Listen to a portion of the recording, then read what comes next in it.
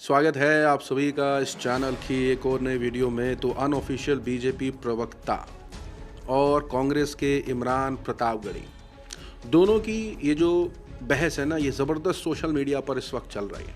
ऐसे तो कुछ क्लिप्स काफ़ी वायरल हो रहे हैं, लेकिन मैं सोच रहा था कि क्यों ना इस पूरी डिबेट को सुना जाए और किस तरीके से इमरान प्रतापगढ़ी ने इस बात को रखा है और कैसे भाजपा के ऑफिशियल और अनऑफिशियल प्रवक्ता कैसे पार्टी को बचाने में लगे हुआ है। तो ज़्यादा वक्त बर्बाद नहीं करते हैं, वीडियो देखते हैं और एंजॉय करते हैं और कुछ जानते हैं कि आखिर इस डिबेट का जो मोड़ है वो किस तरफ मोड़ा जा रहा है, किस तरफ घुमाया जा रहा है। आइए देखते हैं। आप 3 राज्यों में हैं, कांग्रेस की 3 सहयोगियों के साथ है। बीजेपी जैसे इतनी बड़ी पार्टी से कैसे लड़ेगी कांग्रेस? आप जब इतनी बड़ी कहती हैं तो इतनी पे इतना जोर क्यों देते हैं? कितनी बड़ी है?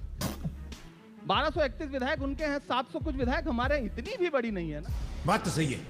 303 सांसदों वाली पार्टी है। एक दिन ये 2 थे, हाँ। आज यहाँ पहुंचे हैं, फिर 2 पे पहुंच जाएंगे हो तो। क्या बात कर जब रहे आप इतनी कहते जब हैं ये तो बड़ा 2 प्रेम थे झलकता है तो उसमें। उसके 4 साल पहले ही बनी थी बीजेपी। देखिए, मेरी और बात- आप सोचिए मेरी कांग्रेस बात देश सुनिए। की सबसे पुरानी पार्टी है। ये समझ नहीं आ रहा है कि प्रवक्ता कौन है। हार जीत उतार चढ़ाव राजनीति का हिस्सा है, लोकतंत्र का हिस्सा है। इसे हम भी स्वीकार करते हैं, इसे इन्हें भी स्वीकार करना है। मोदी युग लेकिन जब ये से शुरू हुआ स्वीकार है नहीं लगातार करते। ग्राफ गिरा नहीं है मोदी कांग्रेस युग पार्टी का। युग क्या? युग या तो सतयुग होता है, या तो द्वापर होता है, या तो कलयुग होता है, या तो त्रेता होता है। मोदी युग क्या है? ये नया युग भाई, सच में अपने घर जाना है। रुला दिया ना बेचारी को। अंतिम प्रधानमंत्री जो इनके हुए, एक कर्म मिनट, शुरू अंतिम प्रधानमंत्री डॉक्टर मनमोहन सिंह, उनकी जुबानी बोल रहा हूं। बोल बोल। प्रणब मुखर्जी जी के पुस्तक विमोचन के समय उन्होंने खुद बोला मंच से क्या कि जब मुझे प्रधानमंत्री बनने को कहा गया तो मैं प्रणव दा के पास गया। मैंने कहा प्रणव दा आप मुझसे अधिक योग्य हैं, प्रणव दा आप सबसे अधिक योग्य हैं, मगर मैडम ने मुझे कहा है प्रधानमंत्री बनने के लिए।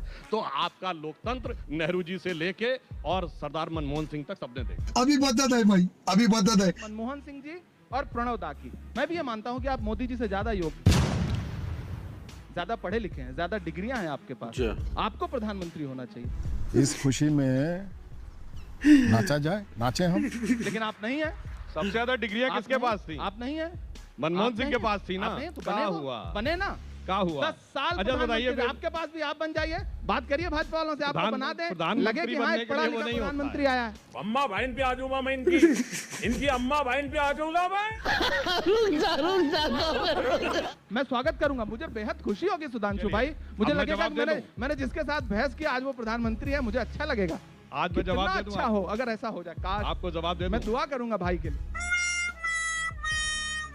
लेकिन अंदर ही अंदर सुधांशु जी मुस्कुरा रहे हैं। मुस्कुराहट अभी देखो आपने- इनकी। ये ए हे रहा नहीं जाता। बात बोली। ये बताइए, आप तो शायर हैं, अकबर इलाहाबादी कैसे शायर थे?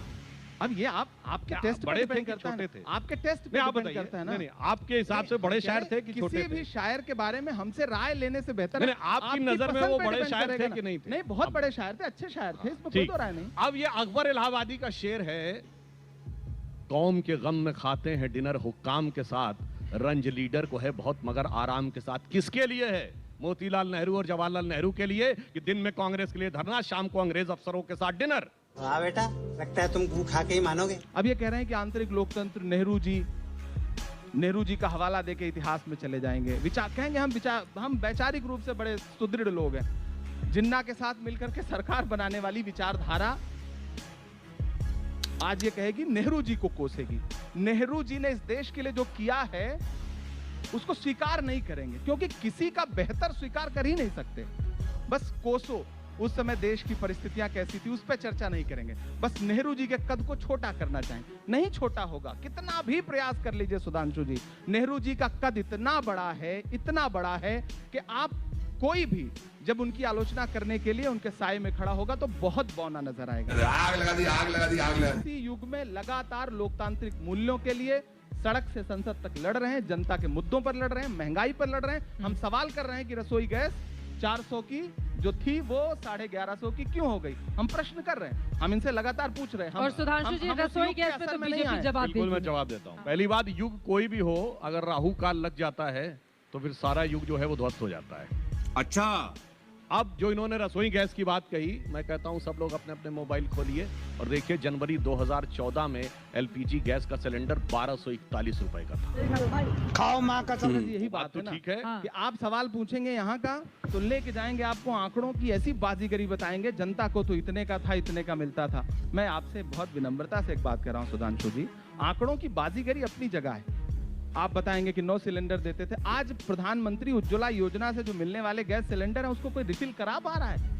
आप ग्रामीण अंचलों में जाइए, महिलाओं से बात करिए। फिर भी ये क्यों जीत जाते हैं? सिलेंडर में इमरान प्रतापगढ़ी सिलेंडर जी, ये में बड़ा काट सवाल है। करके लोग उसके नीचे लकड़ी जला करके खाना बना रहे हैं। बोली ठीक है, ये बड़ा सवाल है। अब आप बड़ा कह रहे हैं सवाल ये महंगाई है, बहुत बड़ा है, ये बेरोजगारी बड़ा सवाल मुद्दा है कि ये जीत क्यों मुद्दा, जाते हैं? है ये मुद्दा, मैं बस लेकिन उसके बावजूद अगर ये जीत रहे हैं हाँ। क्यों जीत जा रहे हैं मालूम है ना? इसका मतलब आप समझ रहे हैं। मैं रीजन बता रहा हूँ। अब मैं बता नहीं, ये प्रश्न इन्होंने हमसे पूछा, जीत क्यों रहे हैं? अब ये मत मुझे कहिएगा ऐसा ईवीएम में गड़बड़ी है। नहीं। फिर वो ईवीएम गुजरात नहीं, में गड़बड़ी चुनाव में है और वैसे हिमाचल अच्छा रहा। मैं ये प्रदेश में बिल्कुल नहीं अच्छा। कहूंगा कि ईवीएम चुनाव में में गड़बड़ी। ईवीएम को किसी ने मैं दोष बिल्कुल नहीं दिया है, ये कहूंगा एक अच्छी ईवीएम में बात है। गड़बड़ी है। मैं ये भी नहीं कहूंगा कि मीडिया में गड़बड़ी है। पहले कहा हटेगा। हम एक दूसरे के पूरक हैं, मीडिया और सियासत दोनों एक दूसरे के पूरक हैं। हम भी नहीं है तो आप भी नहीं है, आप नहीं है तो हम भी नहीं है।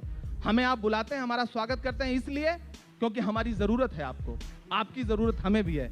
हम एक दूसरे को सम्मान दें, एक दूसरे की सच्चाइयां देश को दिखाएं। तुम्हारी बज़्म के बाहर भी एक दुनिया है मेरे हुजूर, बड़ा जुर्म है ये बेखबरी। हम एक दूसरे के साथ हैं, हम एक दूसरे के पूरक हैं। बेखबरी रहती तो खबर देने के लिए यहाँ क्यों अब बुलाते बात ये आ गई। आपको? मैं व्यक्तिगत, मैंने कहा ना सूरत में चुनाव हुआ, अगले दिन 30 से ज्यादा हीरा कारोबारियों के यहाँ छापे पड़ने शुरू हो गए। टाइमिंग का खेल कितना शानदार है, आप इसे नहीं मानेंगे कि एजेंसियों का दुरुपयोग है।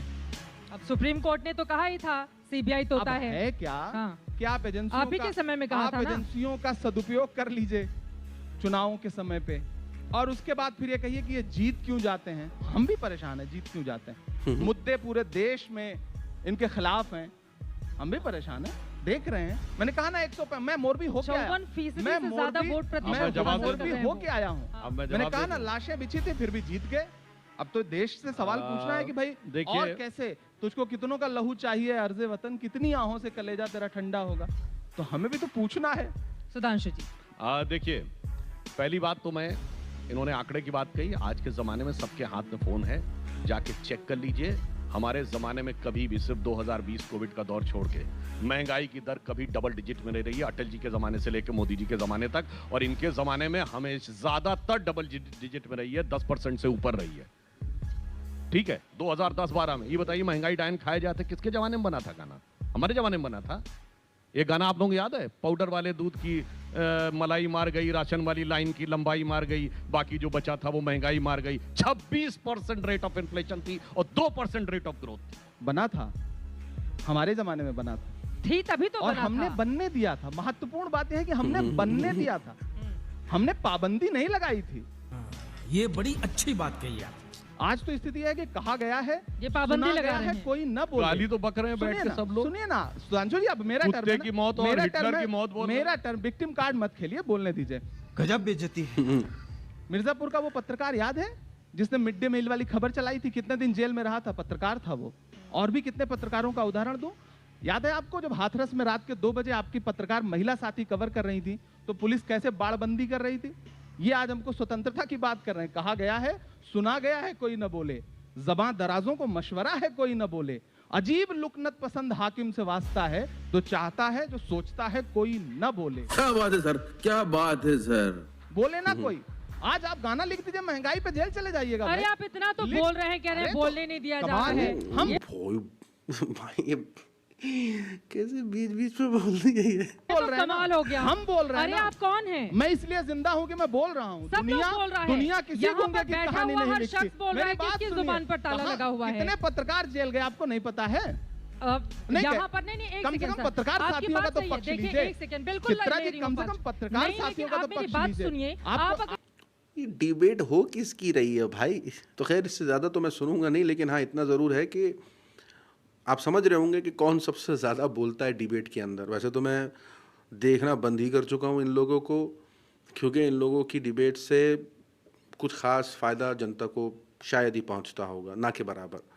और इतना ज़रूर है कि इनकी हिपोक्रेसी ज़रूर दिख जाती है कि ये किसके पक्ष में पहले से ही प्लान्ड बैठे हैं।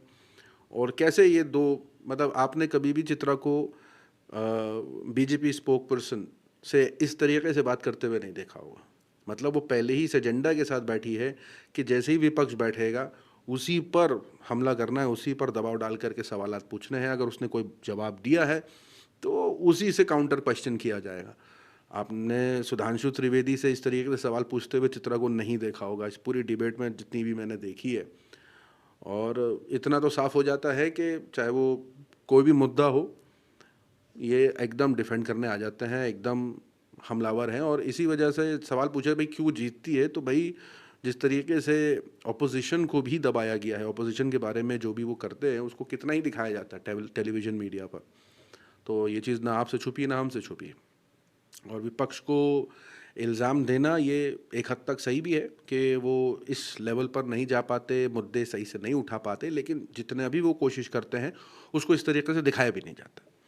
तो खैर, इस डिबेट को सुनने के बाद मैं तो बोलूँगा नहीं भैया आपकी क्या राय है, क्योंकि मुझे मालूम है कि आपकी क्या राय होगी। लेकिन फिर भी जिस तरीके से इमरान प्रतापगढ़ी ने कोशिश करी कि ये जानने के बावजूद भी कि एक ऑफिशियल एक अनऑफिशियल प्रवक्ता बैठा है, तो भाई मानना पड़ेगा। तो खैर, और जैसे कि ध्रुव का वीडियो आया था और ध्रुव की वीडियो में उसने एक बात ज़रूर कही कि अगर हम जर्नलिस्ट से उम्मीद करते हैं कि वो जर्नलिज़्म करे जैसा जर्नलिज़्म होना चाहिए, तो ध्रुव ने कहा था कि फिर मीडिया को इंडिपेंडेंट करना पड़ेगा। जो सरकार की तरफ से फंड आते हैं उसके प्रेशर में जो वो खबरें चलाते हैं और फिर वो उन पर जो दबाव होता है, क्योंकि एक बड़ी संस्था होती है, इतने लोग नौकरी कर रहे होते हैं, जॉब्स चाहिए उनको, तो वो मजबूर हो जाते हैं फंड्स, और इसी वजह से उनको मजबूरन इस तरीके के काम को करना पड़ता है। और हम जैसे तमाम इंडिपेंडेंट लोग जो खुल करके पत्रकारिता कर पाते हैं, इसके बावजूद भी हम पर जो भी हमले हों, एक्शंस लिया जाए, अकाउंट को डिलीट करने की धमकी हो या जान की धमकी हो, जो भी, वो हमें तो गुजरना ही पड़ता है। लेकिन फिर भी हम बहुत कम बजट में तमाम ख़बरों को आपके सामने लाते रहते हैं। मेरा एक चैनल है मिस्टर रिएक्शन वाला, आप जानते ही होंगे। ये दूसरा चैनल है मिस्टर रिएक्शन। तो हम जैसे लोगों को सपोर्ट करिए। हम जैसे लोगों को सपोर्ट करने के लिए ज़्यादा कुछ नहीं करना है। थैंक्स का ऑप्शन है, जॉइन, आप मेंबर बन सकते हैं, जो कि बहुत सस्ते में हो जाता है और हम इंडिपेंडेंट रहते हैं। हम उसके अंदर हम किसी के दबाव में आकर के कोई ख़बर चलाएं। पिछले 10 सालों से काम कर रहे हैं हम, और बहुत फ्रीली से मेरा मतलब ये है कि निडर होकर के नहीं, लेकिन फ्रीली मतलब कि हाँ, एक आज़ादी होती है कि जो जैसी बात है वैसी रख सके। उसके अंदर कि भाई ये पक्ष रख देंगे तो फिर पैसा आना बंद हो जाएगा, इसके ख़िलाफ़ बोल देंगे तो वो फंड देना बंद कर देगा, इस चीज़ का खौफ नहीं होता। वो खौफ इस मीडिया में दिखता भी है जिस हिसाब से ये बातें होती हैं। तो खैर, आप सभी से गुजारिश है कि अगर आप ऐसे सपोर्ट कर सकते हैं तो थैंक्स है, जॉइन है, और नहीं कर सकते तो सब्सक्राइब है, जिससे रीच में इफ़ेक्ट होगा। लाइक कमेंट से थोड़ा सा वीडियो यूट्यूब थोड़ा सा और आगे भेजेगा, जिससे थोड़ी सी और रीच बढ़ेगी, ऐड रेवेन्यू थोड़ा बहुत बढ़ेगा। तो बस यही कोशिश रहती है। आपके सामने जो बातें हैं वो रखें, लेकिन जो हमारा मेन चैनल है मिस्टर रिएक्शन वाला, उसको ज़रूर सपोर्ट करिए, उसको सब्सक्राइब करिए, और ऐसे ही मिल करके एंटरटेनमेंट भी होता रहे और बातें भी जो मुद्दे की है वो हम रखते रहें। मिलूँगा अगले वीडियो में, तब तक के लिए अपना ख्याल रखें।